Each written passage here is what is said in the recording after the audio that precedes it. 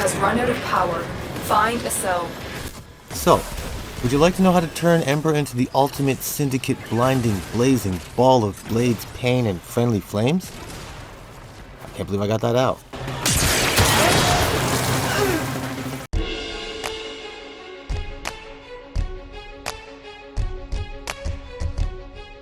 What's happening, everybody? Hope you guys are feeling great. I'm Team Kills, and what I like to do is make gaming easier. And welcome to Queen Ember's Ultimate Syndicate mod build. This is one of the last upgrades you're ever going to need for your eminence. Wait, actually, screw it. I'm going to give you 3 builds. Just because. Now, this first one is nice and easy, balanced, but it's powerful. I like to burn and kill things with this. Very useful. All these builds, you're going to need 2 formas for. This is my Spectral Rage build. Now this is Steel Path worthy. Fun. I actually have a video that explains this. There is a lot going on here. If you need the full rundown, this video will not be a waste of your time. But this video is about Ember's Ultimate Syndicate mod build. Now, you can call it the Sharing Flame, maybe. Actually, you're sharing way more than just the flame, but sharing is the whole theme here. Full rundown. Immolated Radiance. This will give you a 50% damage reduction for your team. So whatever your immolation gauge is at, your teammates, they're going to get half of that protection. Now, immolation drain sucks when it reaches 90%. So Exothermic and Arcane Energize, they're really going to help with that. Now, Arcane Energize, depending on how much you've ranked it up, will give you a 10 up to 60% chance that you'll get a 25 up to 150 energy boost every single time you pick up an energy orb. Your teammates, they're going to get that boost as well. It also depends on how far they are away. They need to be within affinity range. Now, Exothermic is going to give an extra 15% chance that every enemy that's on fire and they die while they're on fire will drop an energy orb, one of those stacked ones. Now the fire has to be from your 4th ability, Inferno. In this build, Inferno is going to do 3,250 damage, but it's going to burn for 23 seconds.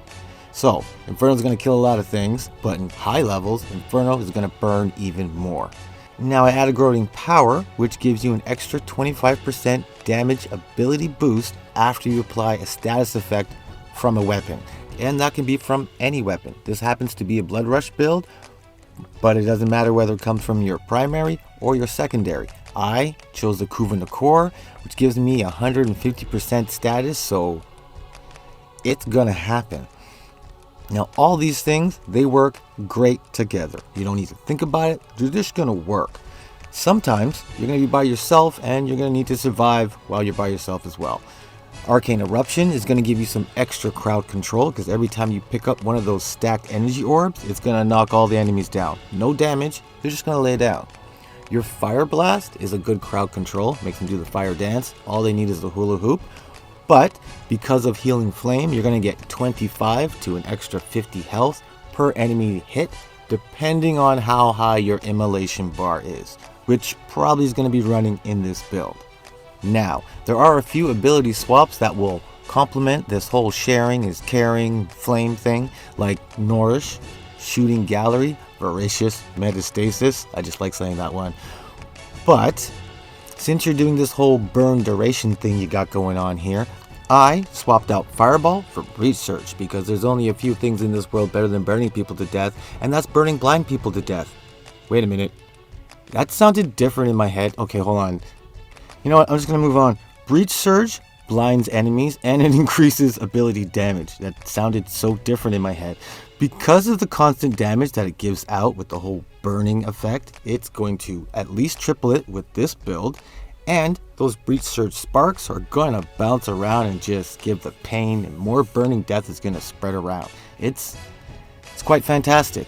This is a group of level 140 Grineer.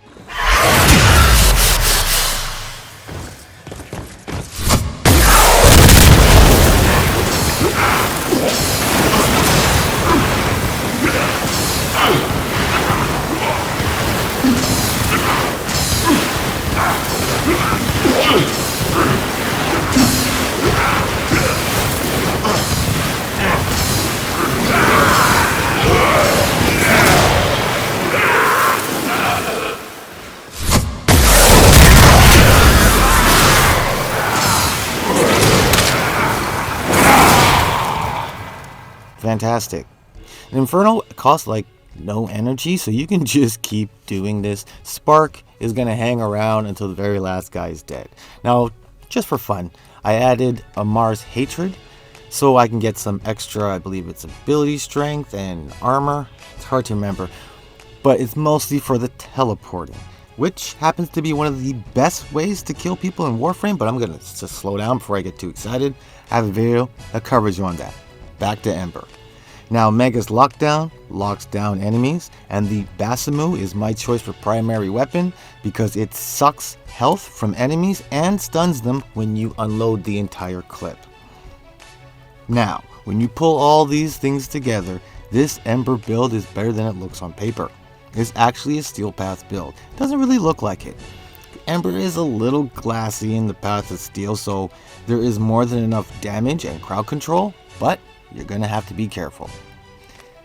Now, as far as Eternal Flame, you can, and I suggest you might want to switch that one out to put in a different mod, whether it's an Augur mod for reach, for power, for duration, whether you want to put in one of those mods for health, or you want to put in preparation so you have all the energy.